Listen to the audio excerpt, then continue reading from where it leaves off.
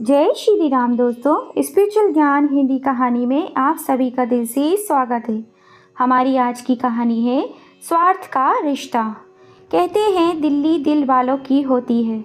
दिल्ली के पास ही एक छोटे से गांव में शांता जी और गोविंद जी का बड़ा ही खुशहाल परिवार रहता था।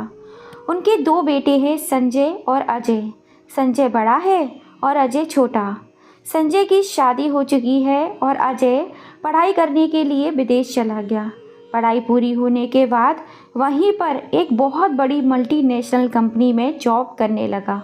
आज पूरे 1 महीने बाद अजय का कॉल आया। अजय, तुम तो विदेश जाकर आराम से बैठ गए हो और यहाँ सारी जिम्मेदारी मेरे कंधों पर आ गई है। मेरा भी परिवार है। माँ बाप के चक्कर में मैं उन्हें वक्त नहीं दे पाता। और तुम्हारे पास क्या इतना भी वक्त नहीं है कि पापा की रिटायरमेंट पर कुछ रोज के लिए यहाँ आ सको? तुम तो वहाँ विदेश में रहकर मज़े से पैसे बना रहे हो और मैं यहाँ। औरतों का तुम्हें मालूम है, अगर शॉपिंग ना कराओ, मूवी ना दिखाओ, घुमाने फिराने ना ले जाओ, बस सास ससुर की सेवा कराओ तो पति का जीना दुश्वार कर देती हैं। कम से कम माँ बाप से मिलने के लिए ही आ जाओ, संजय अपने छोटे भाई अजय से कहता है। अजय बोला, भैया ऐसा नहीं है कि मुझे आप लोगों की याद नहीं आती, बस समय नहीं मिल रहा है। माँ बाबूजी को देखने का मेरा भी बहुत मन करता है, पर क्या करूँ, इतनी मेहनत आखिर उन लोगों के लिए ही तो कर रहा हूँ। मैं कुछ रोज़ की छुट्टी लेकर इंडिया आने की पूरी कोशिश करता हूँ। इतना कहकर अजय ने फ़ोन रख दिया। उधर अजय ने फ़ोन रखा, इधर संजय की पत्नी इंदु। क्या बोला देवर जी ने, कब आ रहे हैं अपने माँ बाप की जिम्मेदारी उठाने के लिए? अरे 2 साल से विदेश में मज़े कर रहे हैं, यहाँ हमारी कमर टूट गई माँ बाप को संभालते संभालते। लेकिन चलो कोई बात नहीं, इतना पैसा कमाया है आखिर हमें ही तो ला कर देंगे। अजी, आपको क्या लगता है किसको देंगे इतना सारा पैसा? अपने बड़े भाई को या अपने माँ बाबूजी को? सोचो, अब इतने सालों बाद आ रहे हैं तो कितने सारे उपहार लाएंगे। और मैंने सुना है अमेरिका में मेकअप का ब्रांडेड सामान बहुत ही सस्ता मिलता है। कितने वर्षों से अकेले रह रहे हैं तो पैसे तो इकट्ठे हो ही गए होंगे। संजय बोला, तुम्हें क्या लगता है वह इतना बेवकूफ़ है जो अकेले रहकर दिन रात इतनी मेहनत कर रहा है तो वह सारा पैसा लाकर तुम्हारी झोली में डाल देगा? अरे सब कहने की बातें होती हैं, भला अपनी कमाई का 1 रुपये भी कौन किसी को देता है? आखिर आगे जाके उसे भी तो अपनी गृहस्थी बसानी है। लेकिन इस बार वह आएगा तो मैं उसे साफ साफ कह दूंगा, अगर माँ बाबूजी हमारे साथ रहेंगे तो सारा खर्चा उसे उठाना होगा। मैंने कोई वृद्धाश्रम थोड़ी खोल रखा है, मुझे भी अपने परिवार और बच्चों के भविष्य के लिए सोचना होगा। बस तुम एक काम करना, जब तक अजय यहाँ पर रहे माँ बाबूजी को समय समय पर खाना पीना देती रहना। फ्रूट जूस, किसी चीज़ की कोई कमी नहीं रहनी चाहिए। वैसे बाबूजी रिटायर होने वाले हैं और उन्हें भी काफ़ी पैसे मिलेंगे, और कब कितने दिनों तक हम इस टूटे फूटे घर में रहेंगे? देखता हूँ कैसे भी न कैसे करके बाबूजी से पैसा निकलवाना होगा, जिससे हम इस गांव से निकलकर शहर में एक छोटा सा घर ले सकें। कितने सालों से आखिर मैं माँ बाबूजी को अकेले ही संभाल रहा हूँ। आखिर इस बात का कुछ तो इनाम मिलना ही चाहिए। कुछ दिनों तक संजय और उसकी पत्नी इंदु पैसों की लालच में माँ बाबूजी की अच्छे से सेवा करते रहे। 2 दिन के बाद संजय अपने पिता गोविंद जी से बोला, बाबूजी 30 तारीख को आपकी रिटायरमेंट है, हो सकता है उससे पहले अजय भी आ जाए। यह बात सुनकर गोविंद जी और उनकी पत्नी शांता जी बहुत खुश हो गई और बोली, बेटा यह तो तुमने बहुत अच्छा किया, अपने छोटे भाई को बुला लिया। देखो जी, हमारा बेटा कितना अच्छा है। आज की दुनिया में ऐसा बेटा कहाँ होगा जो पूरा परिवार इकट्ठा रखता हो। संजय बोला, वह सब तो ठीक है माँ, पर यह सोचिए वह अमेरिका जैसे शहर में रहता है और हमारा 2 कमरे का घर है। इतने से छोटे घर में वह कहाँ रहेगा? पूरा घर तो सामान से भरा हुआ है। वह हमारे लिए इतना सोचता है तो हमारी भी तो कुछ जिम्मेदारी बनती है। क्यों माँ, मैं क्या कुछ गलत कह रहा हूँ? शांता जी बोली, बेटा तुम कहना क्या चाहते हो? संजय बोला, माँ बाबूजी की रिटायरमेंट के पैसे आने वाले हैं, अगर मैं थोड़ी मदद कर दे तो मैं सोच रहा हूँ एक बड़ा सा घर ले लेता हूँ कल को जब अजय की शादी होगी, उसका भी परिवार बढ़ेगा, तो हम एक साथ ही तो रहेंगे। आप क्या चाहती हैं? शांता जी बोली, सुनो जी, संजय की सोच कितनी अच्छी है। आप अपने दफ्तर से बात करके तो देखिए ना, अगर कुछ पैसे पहले ही मिल जाए तो सच में अजय भी कितना खुश हो जाएगा। गोविंद जी बोले, भाग्यवान, रिटायरमेंट के पैसे रिटायरमेंट से पहले मिलना बहुत मुश्किल है, और वैसे भी घर बनाने में महीनों लग जाते हैं, और फिर 2 हफ्तों में तो अजय आ ही रहा है। यह सब इतनी जल्दी कैसे होगा?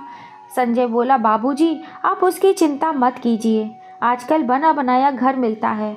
आप बस पैसों का इंतज़ाम कर दीजिए, बाकी सब मैं संभाल लूँगा।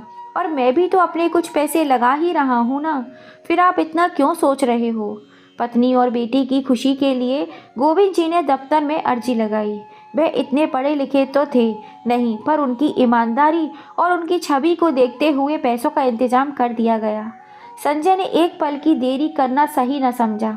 उसने पहले से ही घर देख रखा था, बस माता पिता के सामने अच्छे बेटे होने की भूमिका निभा रहा था। एक रोज वह माँ बाबूजी को लेकर घर दिखाने के लिए गया। दोनों की आंखें घर देखकर फटी की फटी रह गईं। उन्होंने सोचा, जीवन भर कितने कष्ट झेले, चलो अब तो आराम से रहेंगे।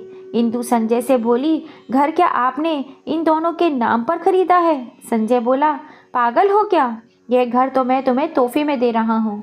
यह बात सुनकर इंदु मुस्कुराने लगी। संजय ने पिता से कोरे कागज पर साइन करवा लिए, यह कहकर कि ये घर हम आपके न लोगों के नाम पर ले रहे हैं, और पुराने मकान को बेच दिया, जिनकी भनक शांता जी और गोविंद जी को भी नहीं थी। वह तो इसी खुशी में थे कि सारा परिवार एक साथ रहेगा। देखते ही देखते 2 हफ्ते बीत गए। गोविंद जी की रिटायरमेंट का समय भी करीब आ गया। इधर अजय भी विदेश से आ गया। वह अपने साथ पूरे परिवार के लिए उपहार भी लेकर आया। अजय बोला, भैया, आपने पुराना मकान क्यों बेच दिया? उसमें हमारा बचपन बीता था, कितनी सारी यादें जुड़ी थी उस घर से हमारी, और नया घर भी ले लिया, मुझे खबर तक नहीं दी।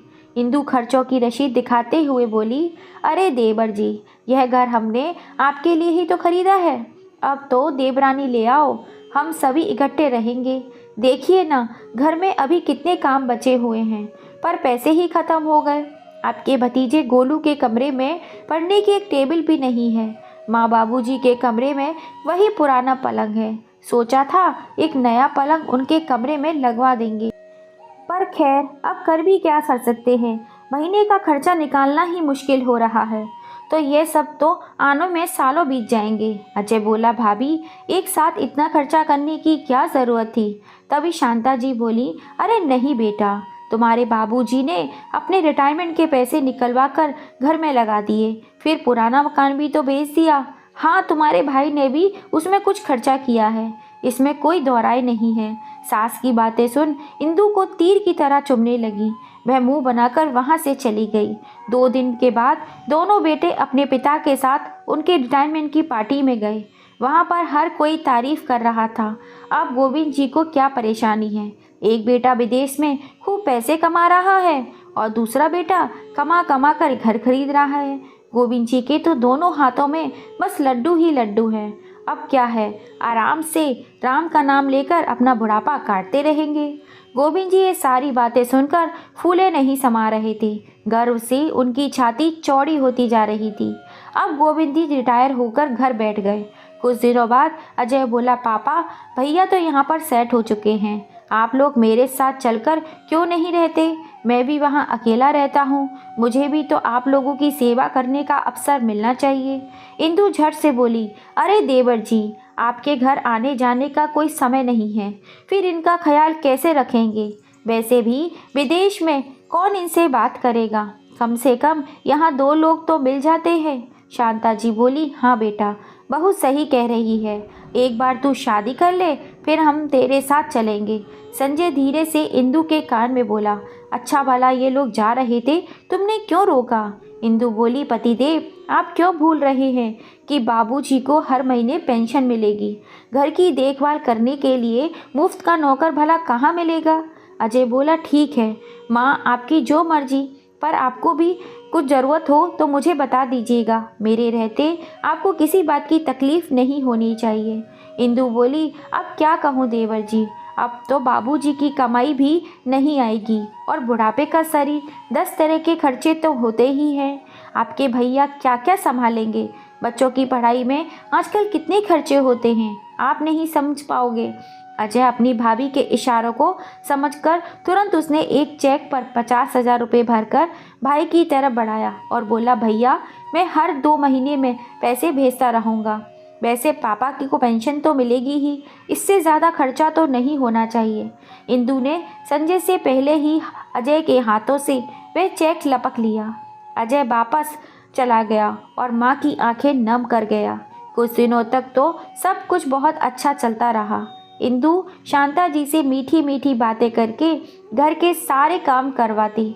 एक रोज संजय बोला, बाबूजी आपको बार बार बैंक आने जाने में दिक्कत होती होगी। ऐसा करता हूँ, हम दोनों एक जॉइंट अकाउंट खुलवा लेते हैं, फिर बैंक का सारा काम मैं संभाल लूँगा। गोविंद जी ने भी हामी भर दी। फिर क्या था, संजय धीरे धीरे उनके अकाउंट से सारा पैसा अपने अकाउंट में ट्रांसफ़र करता गया। करीब 1 महीने बाद इंदु शांता जी से बोली, मम्मी जी, पापा जी पेंशन के पैसे ले आए हैं क्या? शांता जी बोली, हाँ बहू, कल ही वह बैंक की तरफ गए थे तो ले आए। इंदु बोली, आजकल महंगाई बहुत बढ़ गई है, तो घर का राशन, सब्जी, दूध पापा जी को लाने के लिए कह दीजिएगा, क्योंकि उनके पास तो एक तो वक्त की कमी है, ऊपर से पैसों की तंगी है। इतना कहकर इंदु वहाँ से चली गई। शांता जी ने सारी बात गोविंद जी को बताई। गोविंद जी बहू से बोले, बहू अजय भी तो पैसे भेजता है, तो फिर इतनी दिक्कत कैसे हो रही है? मैं अब ज़्यादा खर्चा नहीं कर सकता। मेरी दवाई, तुम्हारी सास की दवाई, यह सब खर्चे भी तो होते हैं। इंदु गुस्से से बोली, बाबूजी आप क्या चाहते हैं? देवर जी हमें जो पैसे भेजते हैं उसका हिसाब हम आपको दें? इतने सालों तक हमने जो कुछ आपके लिए किया उसका हिसाब हमने कभी मांगा? तो जितना कहा गया है उतना कीजिए। एक रोज गोविंद जी सब्जी लेकर घर आए तो पसीने से भीगे हुए थे। शांति जी बोली, बहू तो हमारी तकलीफ नहीं समझेगी, आप संजय से क्यों नहीं कहते? आपसे यह सब नहीं होगा, अपनी हालत तो देखिए। तभी इंदु आई और बोली, ले आए सब्जी? हे भगवान, कितनी पतली तोरई लाए हैं, इसे कौन छीलेगा? आपकी माँ? और मम्मी जी आप यहाँ क्या कर रही हैं? आज काम वाली बाई नहीं आएगी, रसोई में जो बर्तन हैं उन्हें साफ़ कर दीजिएगा और बाथरूम में रखे कपड़ों को धोकर सुखाने डाल दीजिएगा। मैं पार्लर जाती हूँ। अब तो ये रोज़ की बात हो गई थी। जो बहू पहले प्यार से घर के काम कराती थी, अब अधिकार से कराती है। यहाँ तक कि पैसे बचाने के चक्कर में उसने काम वाली को भी घर से निकाल दिया था। समय बीतने लगा। शांता जी और गोविंद जी की हालत बद से बदतर होने लगी। बेटा था कि बात सुनता नहीं था और बहू के अत्याचार कम होने का नाम नहीं ले रहे थे। एक रात शांता जी गोविंद जी से बोली, इससे अच्छा होता कि हम अजय के साथ चले गए होते। आजकल अजय भी कहाँ फ़ोन करता है। गोविंद जी ने कहा। शांता जी बोली, नहीं जी, 2 दिन पहले ही मैंने संजय को उससे बात करते हुए सुना। संजय ने उससे कहा कि माँ बाबूजी 2 दिन के लिए अपनी मित्र मंडली के साथ गंगा स्नान करने के लिए गए हैं। जैसे ही मैं कुछ कहने के लिए आगे बढ़ी, इंदु बहू ने मेरा पीछे से मुंह दबा दिया। अब इस घर में रहना भी मुश्किल हो गया है। दरवाजे पर कान लगाए इंदु सब कुछ सुन रही थी। इंदु ने संजय को सारी बात बताई। फिर दोनों ने योजना बनाई कि कैसे इससे छुटकारा पाया जाए। अगले दिन संजय बोला, बाबूजी अजय का फ़ोन आया था, उसने आपको अपने पास अमेरिका बुलाया है। मैं सोच रहा हूँ आप लोगों की टिकट करवा दूँ, आप क्या चाहते हैं?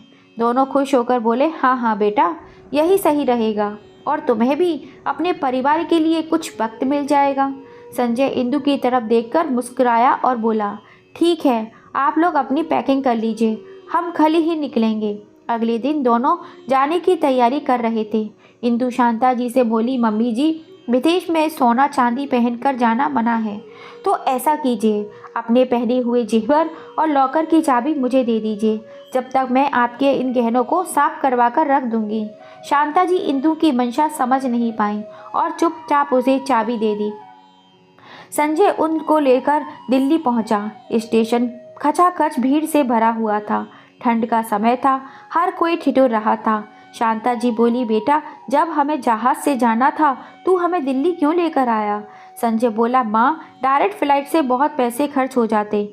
मैं यहाँ आप लोगों को जहाज़ में बिठा दूंगा, वहाँ आपको अजय उतार लेगा। ऐसा कीजिए, आप लोग यहीं बैठिए, मैं एयरपोर्ट जाने के लिए टैक्सी देख कर आता हूँ। इतना कहकर संजय वहाँ से चुपचाप निकल गया। करीब 1 घंटे बाद गोविंद जी बोले, टैक्सी लाने में कितना समय लगता है? शांता जी बोली, हम छोटे कस्बे में रहने वाले इस महानगर की लीला कैसे समझेंगे? यहाँ कितनी भीड़ है, और फिर अमेरिका भी तो बहुत दूर है। हो सकता है उसे गाड़ी नहीं मिल रही होगी। देखते ही देखते 2 घंटे बीत गए। गोविंद जी बोले, शांता, मुझे कुछ ठीक नहीं लग रहा है। हमारा संजय बच्चा तो नहीं है कि कहीं गुम हो गया हो, और काम के सिलसिले में वह अक्सर शहर शहर घूमता है। उसे इतनी देर कैसे हो रही है? शांता जी की आंखें भर आईं और बोली, मुझे अपनी चिंता नहीं, मेरे बच्चे की चिंता हो रही है। वह ठीक तो होगा ना? दोनों ने एक दूसरे का हाथ पकड़ा और इधर उधर लोगों से पूछने लगे, लेकिन इस अनजान शहर में कहाँ किसी को एक दूसरे की पड़ी है। आते समय शांता जी ने कुछ आलू और पूड़ी सब्जी बनाकर रखी थी। वही पूड़ी सब्जी खाकर दोनों ने एक साथ मिलकर खाई। स्टेशन के बाहर एक पेड़ के नीचे अखबार बिछाकर सो गए। सुबह देखा तो आने जाने वाले लोग उन्हें भिखारी समझकर सिक्के की भीख दे रहे थे। यह देखकर गोविंद जी का दिल भर आया और बोले, शांता, अब हमारा बेटा नहीं आएगा। उसने हमारे साथ छल किया है। वह जानता था कि हम कभी उस कस्बे से बाहर नहीं निकले, इसलिए वह हमें इस भूल भुलैया वाली नगरी में छोड़कर चला गया ताकि हम खो जाएं। गोविंद जी के पास कुछ पैसे थे। कुछ दिन तो स्टेशन के पास रह लिए, फिर दिल्ली जैसे शहर में थोड़े से पैसे कितने दिन तक चलेंगे। धीरे धीरे उनके पैसे खत्म होने लगे। तब उन्होंने पास में भीख मांगने की सिवा कोई चारा नहीं बचा, क्योंकि आने जाने के लिए भी पैसे नहीं थे। और आज की दुनिया में कौन किसकी बिना मतलब के मदद करता है।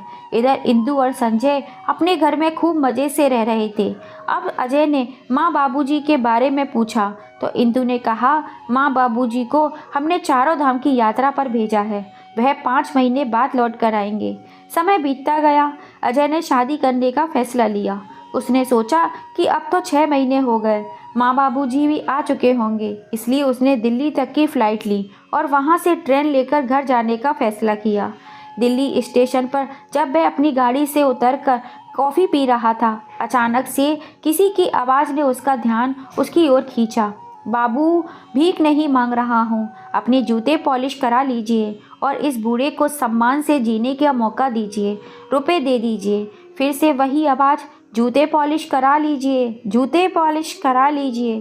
फिर से वही आवाज़ कानों में गई तो संजय ने बड़ी बड़ी आंखें करके चारों तरफ देखने लगा।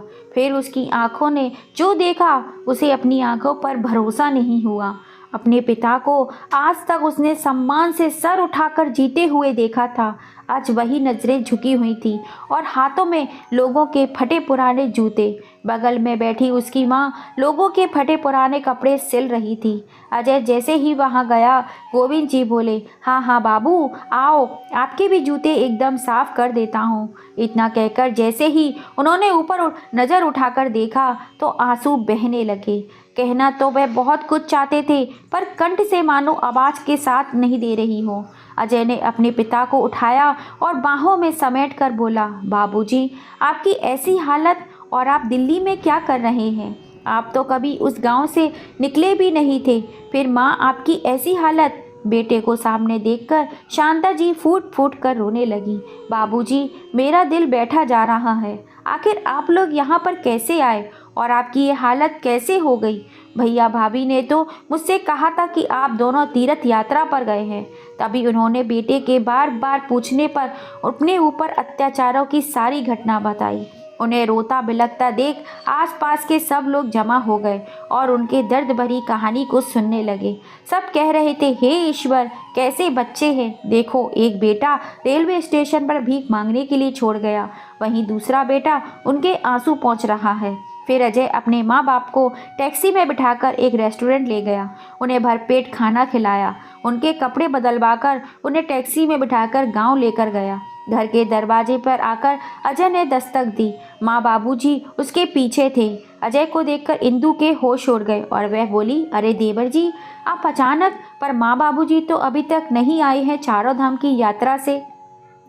अजय बोला, कोई बात नहीं, माँ बाबूजी नहीं आए तो क्या हुआ, घर तो उनका ही है, तो क्या मैं बिना बताए अपने घर नहीं आ सकता? इंदु बोली, हाँ हाँ, आइए आइए, और बताइए इस बार आप अपनी भाभी के लिए क्या लाए हैं? अजय बोला, ऐसा अनमोल उपहार जिसके लिए ना जाने कितने अनाथ बच्चे अनाथ आश्रम में रोते रहते हैं।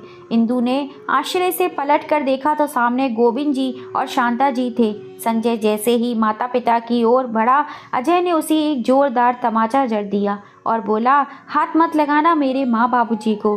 तुम्हारी इतनी हिम्मत कि तुमने उन्हें उनके ही घर से बाहर निकाल दिया, उनके पैसे पर घर लिया और उनके लिए उनका खर्चा बेचता रहा, फिर भी तुम लोगों को ये बोझ लगने लगे। आज तो मैं अपने माँ बाप के लिए खड़ा हूँ, तुम सोचना तुम्हारे लिए कौन खड़ा होगा। और भाभी, आप जैसी औरत को अपनी माँ के समान सास से घर का सारा काम करवाया, उसे भूखे पेट रखा, ऐसा व्यवहार, छी छी, मैं तुम लोगों को कभी माफ़ नहीं करूँगा। भैया भाभी तो फिर भी पराई घर से आई थी, लेकिन आपने तो अपनी माँ बाबूजी के संघर्ष को देखा था। कितने संघर्ष के साथ उन्होंने हम दोनों भाइयों को पढ़ाया लिखाया, हमारी हर छोटी बड़ी इच्छाओं को पूरा करते थे। अरे कैसे भूल गए अपने माँ बाप के उस त्याग को। शर्म आती है मुझे आपको अपना भाई कहते हुए। अरे इन चंद पैसों के लिए आप इतना नीचे गिर गए। सोचो, कल को गोलू बड़ा होगा और जब उसे इन सारी बातों का एहसास होगा और वह आपके संग ऐसा करेगा तो क्या बीतेगी आप पर, जब कोई अजय आपको बचाने नहीं आएगा। अजय इतना कह ही रहा था कि उधर पुलिस की एक टीम आई। संजय बोला, हमने ऐसा कुछ नहीं किया है और ये घर मेरा है, मेरे नाम पर है, तो मुझे पुलिस कैसे पकड़ सकती है। शांता जी ने आगे बढ़कर बेटे को जोरदार थप्पड़ लगाया और बोली, मुझे विश्वास नहीं हो रहा, तुम दोनों मेरे ही बेटे हो, पर तुम इतने मतलबी कैसे हो गए। हमने क्या कोई कमी रखी थी? अरे अजय से ज़्यादा खर्चा हमने तुम्हारे ऊपर किया। शुरू से ही तुम लालची रहे, इसलिए तुम कभी तरक्की नहीं कर पाए। तुम इतना नीचे गिर गए कि अपने माँ बाप को रात के अंधेरे में स्टेशन पर छोड़ा है। छी, इससे अच्छा तो मुझे एक ही बेटा होता। अजय बोला, भैया शक तो मुझे बहुत पहले से ही था, इसलिए मैं पूरी तैयारी के साथ आया हूँ। अजय ने उस हर चीज़ की रसीद दिखाई जो वो पैसे भेजता था, और घर खरीदते समय जो पैसे निकलवाए गए थे वह फ़ोटो भी उसने रखी थी। अब कुछ दिखाने के बाद पुलिस वहाँ उनको पकड़ कर ले गई। संजय और इंदु, अब उन दोनों पर केस चल रहा था धोखाधड़ी का। खबर जानकर संजय के ऑफिस वालों ने उसको 6 महीने के लिए सस्पेंड कर दिया। बस अपने 11 साल के पोते गोलू की वजह से शांता जी ने अपने दोनों बहू बेटों को माफ़ कर दिया और कोर्ट का फैसला गोविंद जी के पक्ष में आया। गोविंद जी ने कहा, जिन पैसों के लिए तुमने अपने माँ बाप को बच्चों ने भिखारियों की ज़िंदगी जीने पर मजबूर कर दिया, मुझे ऐसे पैसे नहीं चाहिए। शांता जी बोली, जिस घर में हमें एक दूसरे से अलग कर दिया, मैं अब उस घर में नहीं रह सकती। अजय बोला, माँ आप लोग दोनों अब मेरे साथ चलिए, यहाँ आपको अकेले छोड़ने की गलती मैं दोबारा नहीं कर सकता। अजय ने उस घर को बेच दिया और आधे पैसे गोलू के नाम पर उसकी पढ़ाई के लिए जमा करवा दिए और अपने माता पिता को लेकर विदेश चला गया। वहाँ जाकर उसने एक अनाथ हिंदुस्तानी लड़की से विवाह कर लिया, जिसे माता पिता का प्यार मिला और शांता जी और गोविंद जी को बहू से मान सम्मान मिला। तो दोस्तों, अपने माँ बाप के ऊपर हुए अत्याचारों का बदला लेने के लिए अजय ने जो अपने बड़े भाई के साथ किया वह सही था या गलत, अपनी राय हमें कमेंट करके ज़रूर बताइएगा। और आगे आप किस टाइप की कहानी सुनना चाहते हैं कमेंट करके ज़रूर बताइएगा। और अगर अब तक लाइक एंड सब्सक्राइब नहीं किया है तो जल्दी से कर लीजिए, पास में लगे बेल आइकन को भी दबा दीजिएगा, जिससे हम जब भी कोई नई कहानी डालें उसका नोटिफिकेशन आपको मिल सके। फिर मिलेंगे। जय श्री राम।